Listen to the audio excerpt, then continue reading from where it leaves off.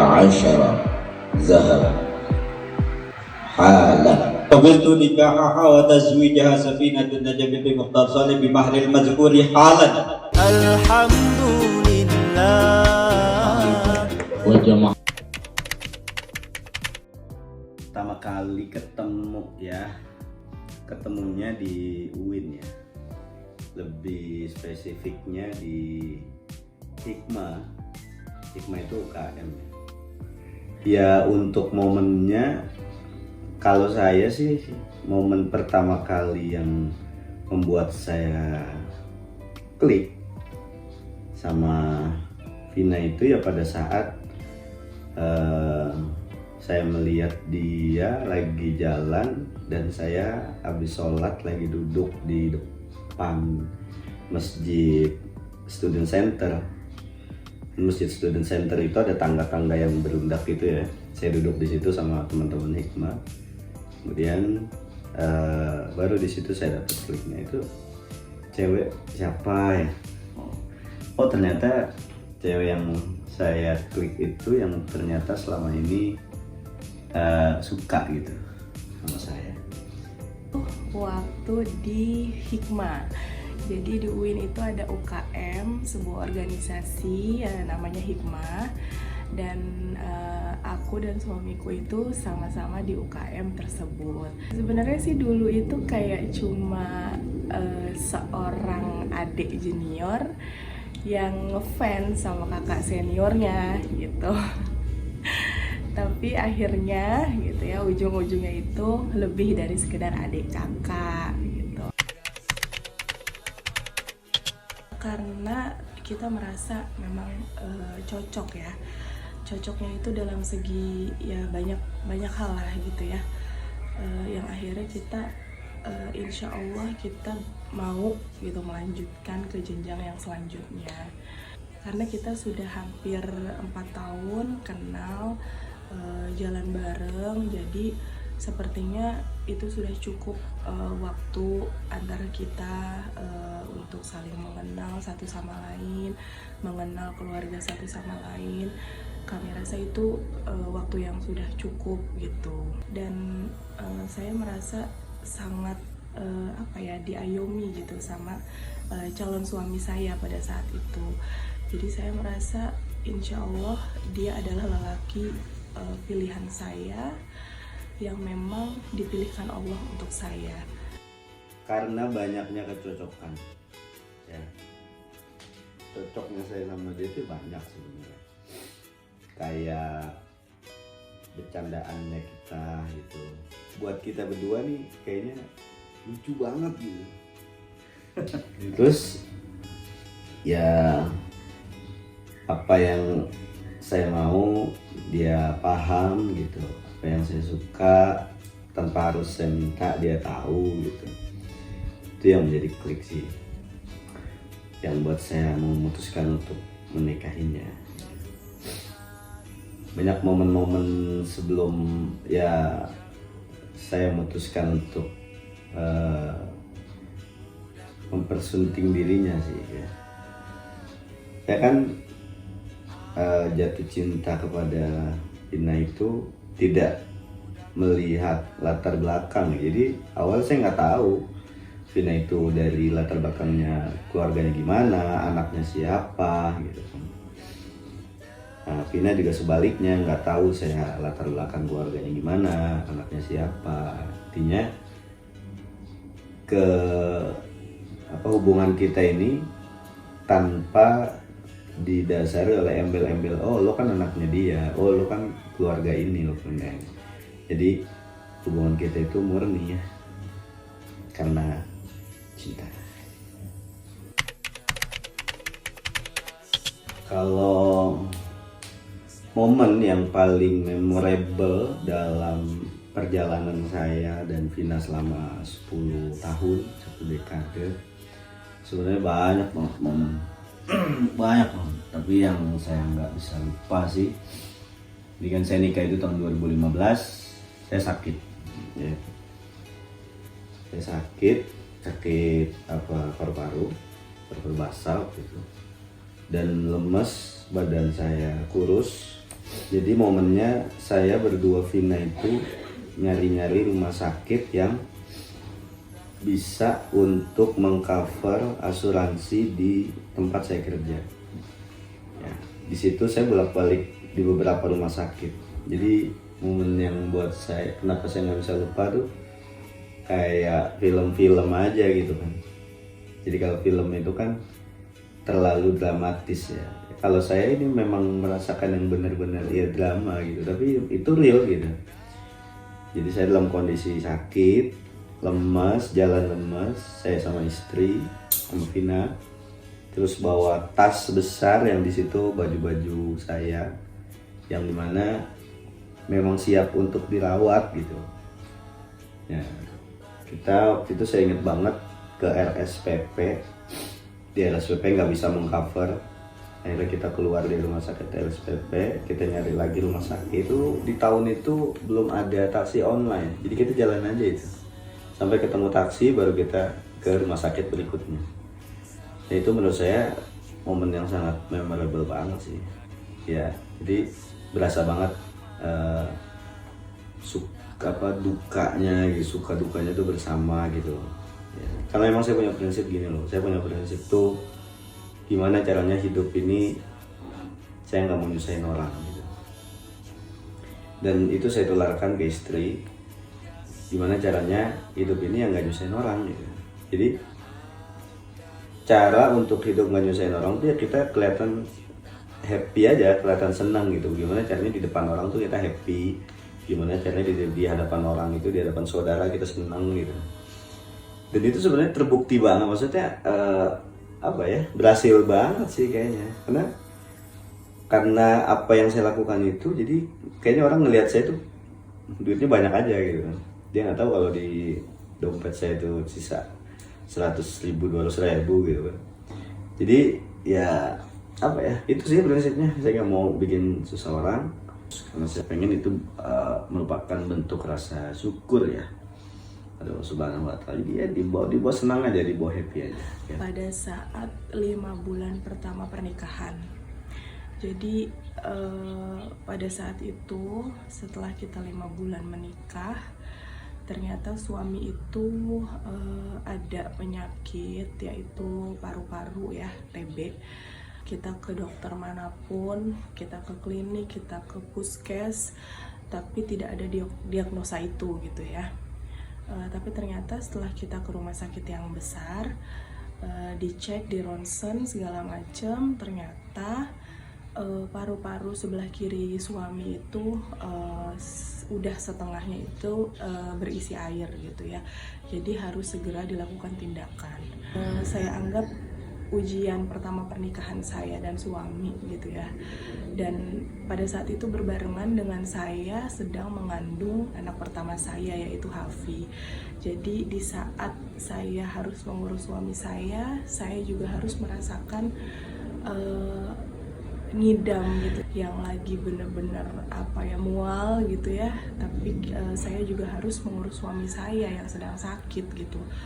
Jadi ibarat kata tuh kalau dia berkeringat itu kaosnya itu bisa sampai diperes. Dan itu pun momennya tindakan operasi yang dilakukan oleh suami saya itu pada saat hari lebaran kedua pada tahun 2015. Jadi orang-orang pada lebaran gitu ya, kita harus berjuang di rumah sakit di lebaran kedua gitu, dan suami saya harus di ruang isolasi gitu. Dan saya menemani saat itu tuh dengan kondisi saya yang memang lagi mual gitu ya, lagi mengandung anak pertama saya, sampai harus berobat selama 9 bulan tanpa putus gitu ya. Dan itu cukup menguras tabungan kita sih. Yang tidak disuka dulu kali ya. Hal yang tidak disukain dari suami saya, yang pertama dia itu terlalu cuek kali ya.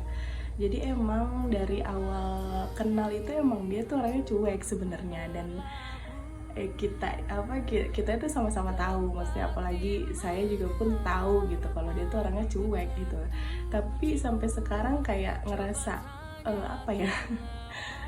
suka kesel sendiri kalau dia tuh cueknya lagi kebangetan gitu. Di samping cuek itu dia juga kurang peka ya. Jadi dikodein kayak apa tuh kalau dia lagi nggak peka terus cueknya lagi kumat itu yang nggak bakal ngeh gitu dianya. Jadi kadang itu bikin gregetan banget gitu. Terus yang ketiga yang nggak disuka itu dia itu suka pelupa gitu ya. Pelupa ini dalam artian terkadang dia yang naro tapi dia sendiri yang lupa gitu. Nah kadang kita yang bantu nyariin gitu ya, kadang suka pegel sendiri gitu. 3 hal itu sih yang kadang suka bikin gregetan gitu ya. Untuk yang disuka banyak sih. Yang pasti itu dia orangnya tegas ya, dia orangnya bijak, terus dia itu sangat ngayomin istrinya. Kalau dibilang romantis sih enggak, cuma dia itu bisa manjain gitu.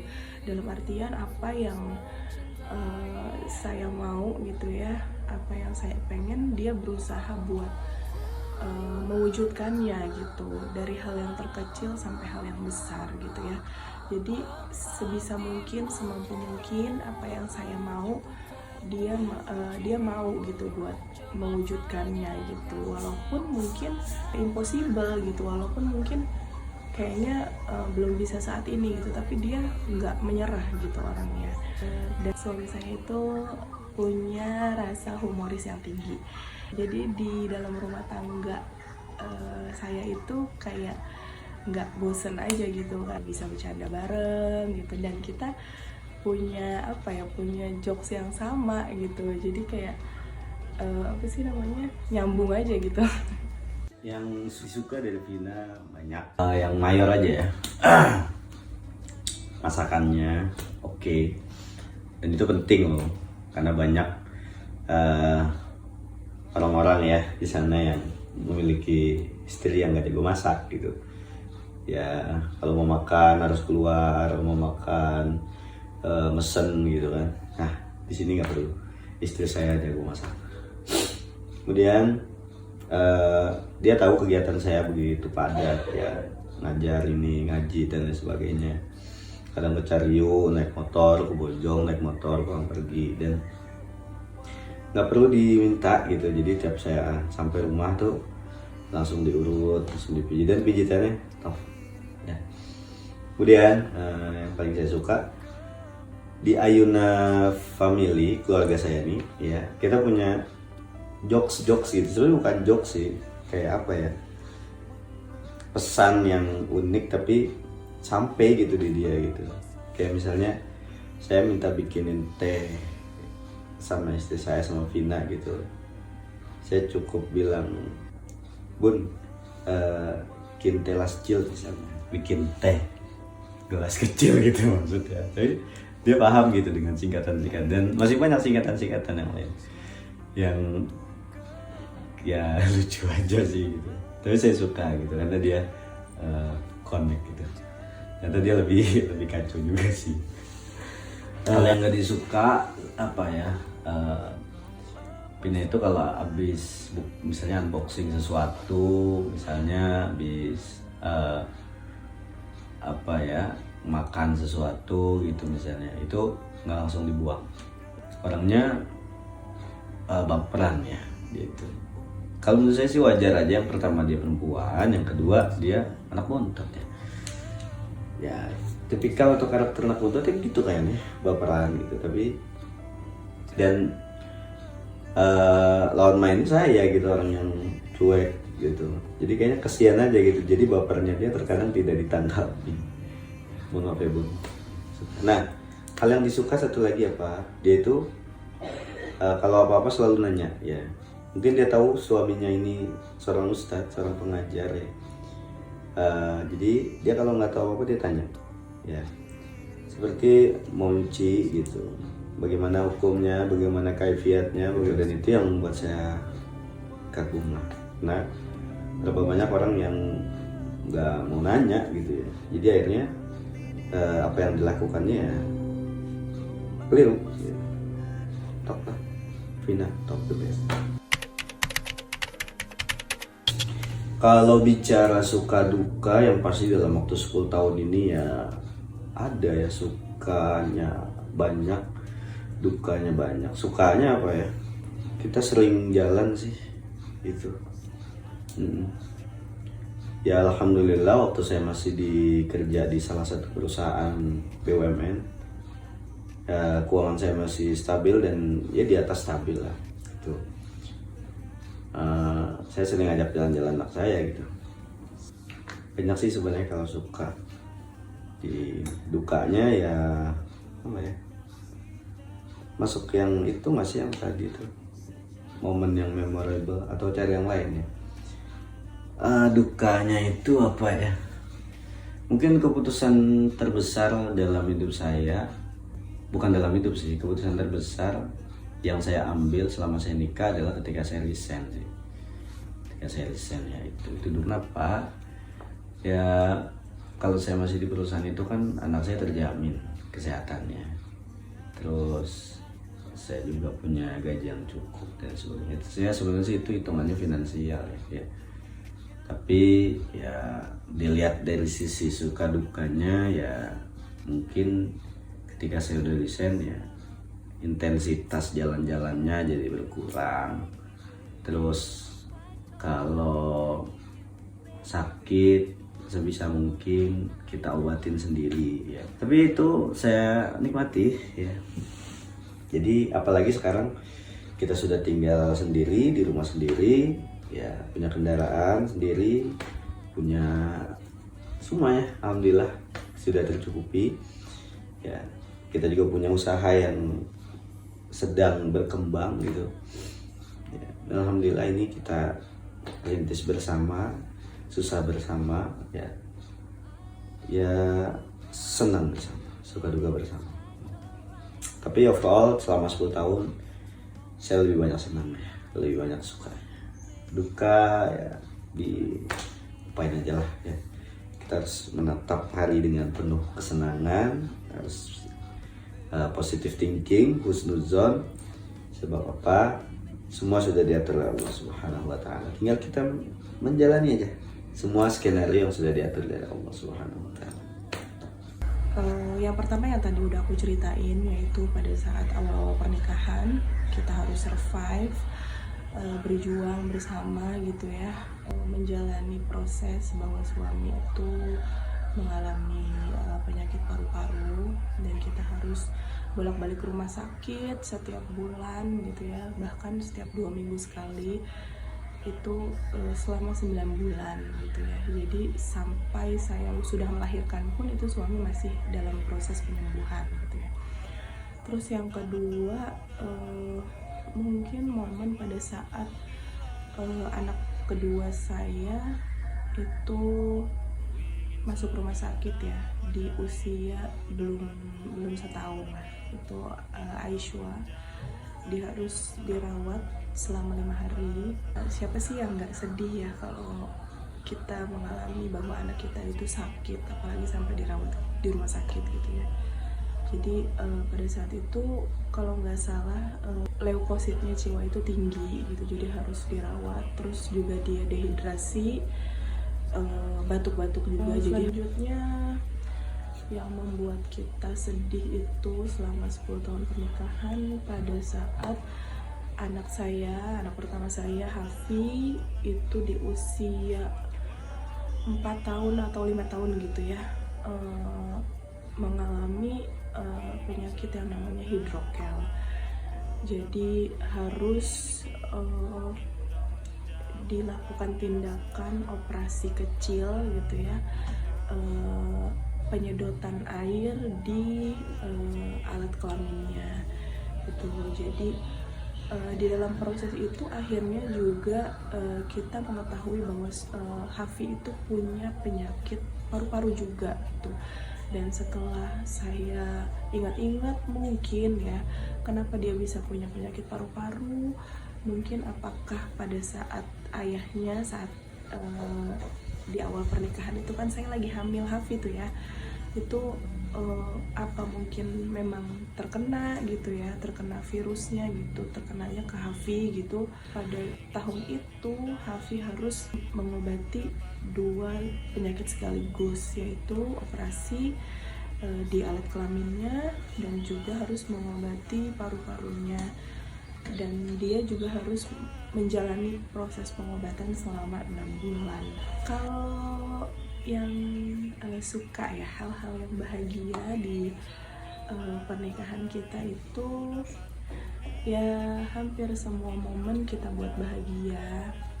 Kita juga menjalani proses berumah tangga itu ya happy aja gitu ya. Alhamdulillahnya walaupun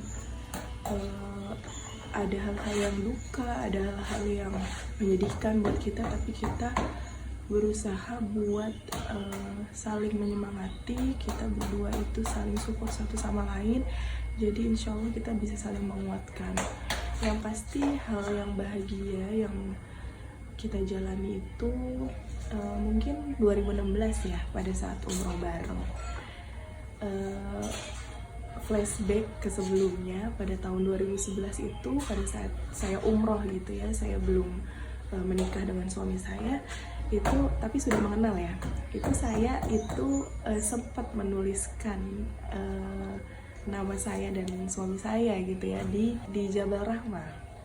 Jadi kalau dulu kan ya Jabal Rahmah itu masih bisa tuh tugunya itu buat nulis-nulis gitu ya, kita bawa spidol, kita bisa nulis di kertas gitu ya, terus kertasnya kita taruh di situ. Nah saya tulis tuh, saya tulis nama saya tulis nama suami saya gitu, dengan harapan insya Allah kita bisa umroh bareng gitu kan. Nah alhamdulillahnya di tahun 2016 pada saat kita sudah menikah, Allah wujudkan itu, Allah perkenankan kita bisa umroh bareng, dan itu hal yang sangat bikin kita happy, bikin kita bahagia banget, dan kita bersyukur kita bisa bersujud bersama di Baitullah gitu ya.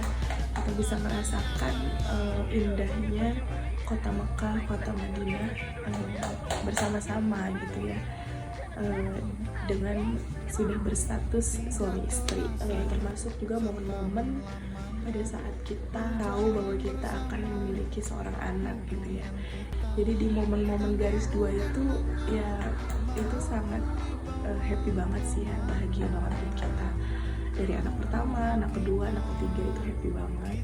Momen mengandung, momen melahirkan gitu ya. Karena alhamdulillahnya di setiap melahirkan itu suami saya selalu mendampingi, dan ada aja gitu momen yang bikin kita bahagia, bikin kita terharu gitu ya, mewujudkan satu persatu impian kita. Termasuk kita punya rumah sendiri, kita bisa berjuang gitu ya, memiliki rumah walaupun kecil tapi nyaman untuk keluarga kecil kita. Omongan aduh mau nggak ya, kalau ditanya niat punya omongan lagi apa enggak, gimana ya, sebenarnya tuh awalnya tuh suami tuh dia tuh pengen punya anak 7, tau nggak, bayangin dia tuh pengen punya anak 7. Terus makin kesini ya berjalannya kita berumah tangga gitu, kayaknya kebanyakan dia 7 gitu kan. Dan alhamdulillahnya kan karena aku dari anak pertama sampai ketiga itu normal ya lahirannya, jadi kayaknya ya Allah harus merasakan seperti itu gitu kan. Yang merasakan melahirkan itu kan kita ya sebagai perempuan, jadi kayaknya ya Allah harus 7 kali gitu loh. Kalau misalnya mau punya anak 7 berarti kan harus 7 kali merasakan hal seperti itu. Jadi kayaknya enggak deh gitu kan. Terus suami ya udah 5 katanya gitu, 5. Terus sekarang mikir lagi gitu kan, udah punya anak 3 gitu kan, kayak ngerasa pengen ngebesarin 3 anak ini aja gak sih gitu. Maksudnya kayaknya ngedidiknya yang 3 orang ini aja tuh penuh dengan perjuangan gitu kan. Karena 3 anak aku ini semuanya tuh aktif-aktif gitu ya. Tapi kalau ditanya mau atau enggak sih, yang dibilang enggak ya enggak gitu, dibilang mau ya juga kayaknya enggak dulu buat sekarang gitu. Tapi itu semua kan tergantung Allah gitu ya, Allah yang menakdirkan, Allah yang memberi gitu kan. kalau memang Allah masih mau memberi amanah kepada kita berdua, ya alhamdulillah kita syukuri. Tapi kalau memang tidak, ya nggak apa-apa juga gitu. Jadi kalau sekarang sih ya produksi jalan produksi jalan terus, cuma kalau untuk sekarang nambah lagi kayaknya nggak dulu gitu, karena kita berdua itu kayak pengen fokus merawat, ngedidik dan ngebesarin ketiga anak kita dulu ya sekarang gitu. Niat menambah omongan kayak ya. Patokan saya begini, kalau saya anaknya 3 ya berarti saya ngikut orang tua saya. Kalau anaknya 4 berarti saya ikut mertua gitu. Itu aja sih. Jadi nggak bisa terlepas dari 3 dan 4 sih. Kalau 5 enggak lah. Kalau ditanya menambah atau enggak, bagaimana rezeki dari Allah Subhanahu wa Ta'ala. Tapi kalau misalnya saya ditanya dari lubuk hati yang paling dalam, mau sih ya mau sih. Tapi saya pengennya sepasang, laki 2, perempuan 2 gitu. Karena saya sudah menyiapkan nama untuk perempuan sebenarnya ya. Jadi semua anak saya itu kan saya yang namain ya. Ya yang saya siapkan lagi untuk nama anak perempuan.